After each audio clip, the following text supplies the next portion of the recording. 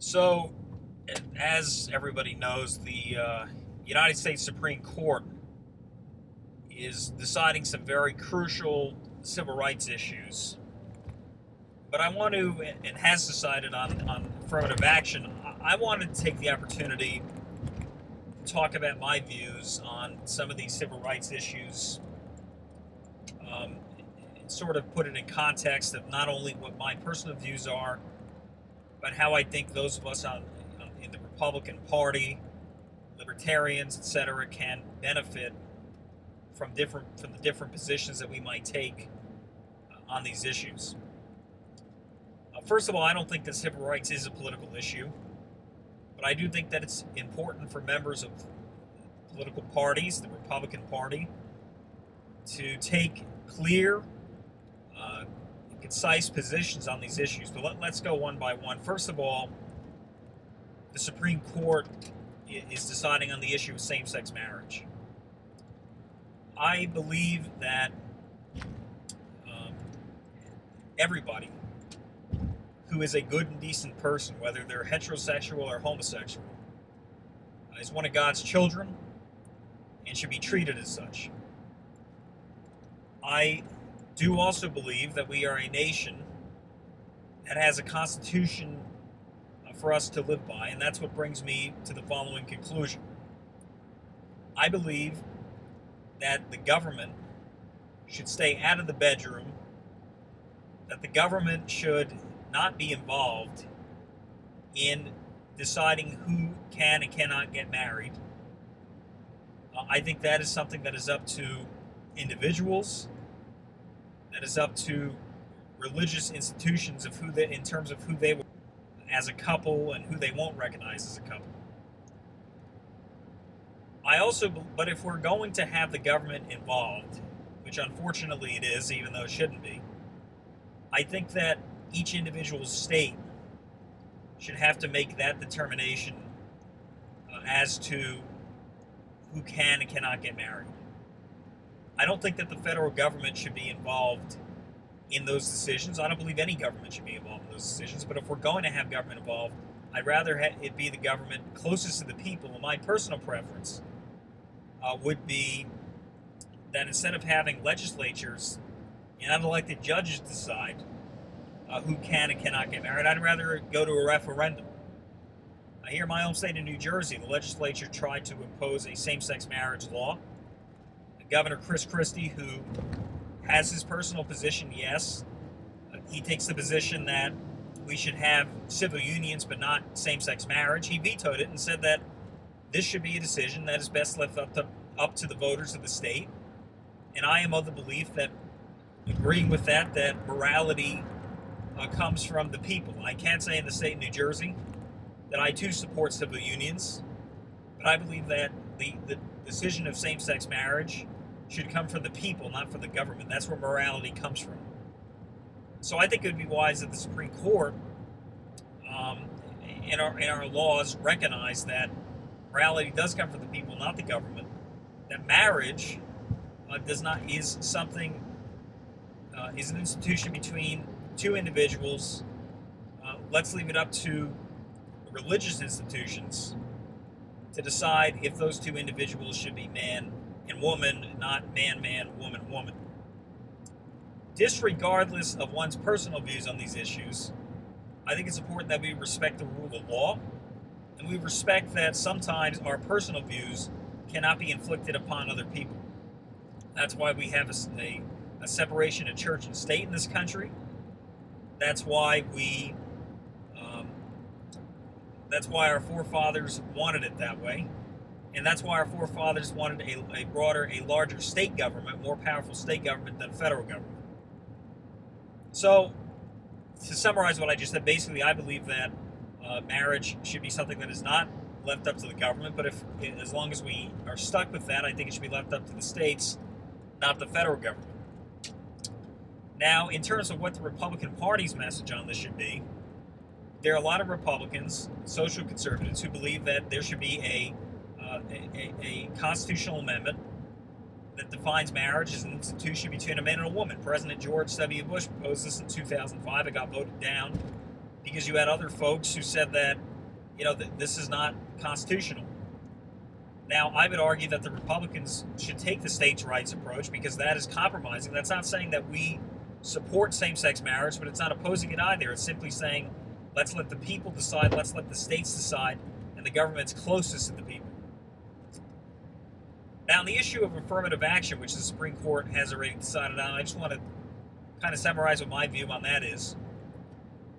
I believe that the forefathers intended, and that the majority of Americans believe, that all people are created equally. And so that doesn't mean that we should favor one group over another. It doesn't mean that we should give special privileges to one group and not another. It doesn't mean we should discriminate against one group and not another. My belief is that in the interest of making things equal, affirmative action is extremely negative for a lot of reasons. First of all, employers who simply haven't, folks who are applying for work, if there happens to be 3 or 4 applicants and maybe 3 are white and one's black, and maybe there's 3 positions open and the 3 whites are better qualified, then they're going to be called racist, and they're going to be in violation of the law. So I don't think affirmative action is a good thing at all. I don't think we should be promoting affirmative action. I don't think it's good for anybody. But on the flip side, there is no doubt that the majority of the Civil Rights Act of 1964, the Voting Rights Act of 1965, those were good things. Because prior to that time, there was not equality. Blacks were discriminated against. And going back to my employer example, you could have, perhaps there would be, 3 blacks applying for a job and 1 white, and the 3 blacks were better qualified. Well, maybe in this case there was one opening, and the employer decided that he didn't want to have black people working for him, so he took the 1 white guy who was less qualified. That's not right either. It has to be equal. There has to be a level playing field, not only in employment but in education, in healthcare and housing. You have to have some laws in place that are pro civil rights, that are civil rights laws.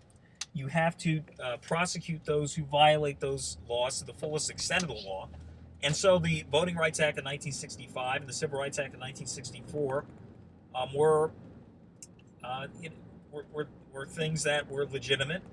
I'm glad that they passed. I'm glad that so many people fought for them. Now, you have those folks who say that, they violate states' rights.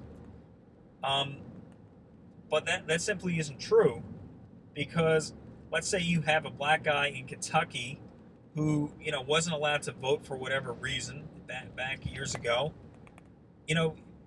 They could say that, okay, he's right, he can't vote in an election for state assembly or for governor because that's a statewide race. But then when he voted for president or voted for another federal office, that's something that is federal, goes across state lines. And so the United States government does have the ability to create law in that regard. Furthermore, our Constitution is designed so that, the federal government does make the law of the land. And furthermore, people who were not able to vote prior to 1965 were being deprived of their life, liberty, and pursuit of happiness. So it was necessary to create these federal laws in order to protect blacks and other minorities who were discriminated against in different parts of the country, in order to make sure that they had equal rights with white people. So there is legitimate reason to have civil rights legislation. The problem is we've now gone too far, where we have created loan guarantees for housing based on somebody's race or ethnic background. We now have jobs in which there have to be quotas, in which the best qualified people don't always get the job. Sometimes it simply goes to somebody because of their background. And then we also have the same thing in education and in housing. There was a time when even in the North, many real estate agents refused to sell homes to black people. Listen, I'm from New Jersey. I have people in my family who are, the generation before me, who said that they grew up in places where the realtors would not show a house to black people, period. There would be certain areas. That's wrong, but so is discriminating against white people and others, white males mainly, by having these quotas. I would argue that sometimes you're going to have somebody who is best qualified for a job or who can make a loan that's black. Sometimes they'll be white, they'll be Jewish, they'll be Protestant, they'll be Muslim. It varies. We have to judge people based on their merit and not based on anything else. Because, as bad as bigotry is, being too politically correct also creates problems. So my hope is that the Supreme Court, going forward, continues to rule being consistent, making sure all things are equal, because that's what this land is about. Now, many on the left argue that we're about equality. And equality is not really what we're about. I think that equality is part of who we are. I think that a majority of Americans are for equality. I'm for equality, but I think that our goal has to be liberty. Liberty embodies equality. The thing is that when you fight for liberty, you're generally fighting for all things equal, whereas with equality, you are having, in many cases, that refers to government programs to quote-unquote make things equal. But unfortunately, they don't make things equal. Furthermore, let's also remember here that the free market economic system, I know we've departed from free markets over the past couple of decades, especially over the past 4 years, but the free market system often would protect and safeguard civil rights, because let's say, hypothetically, let's say there's a restaurant somewhere and people go to the restaurant and on one day they refuse to serve a black guy, okay? Now you're going to have some people who aren't going to know about it and aren't going to care, and they'll still go to the restaurant. You'll have other people who say, well, the owners are racist, or the waiter and waitresses are racist. There's no reason, we shouldn't continue to support these people. Let's leave the restaurant and take our business elsewhere. Unfortunately, the problem is that there aren't enough people to stand up and do that, and that's why you need civil rights laws. But the free market will also take effect in helping to protect that. I know we've departed from the free market in a lot of ways, and in fact, the post-civil rights, we've also departed from free markets because now we have loan guarantees to minorities, as I spoke about. That also is not consistent with the free market economic system. So we have to really balance out making sure that things are equal and not tilted in favor of, whatever the group is, white, black, Hispanic, Asian, Jewish, Muslim, Protestant, Catholic, whatever it is. You really have to make sure that all things are equal, and that has to be the priority, in my view.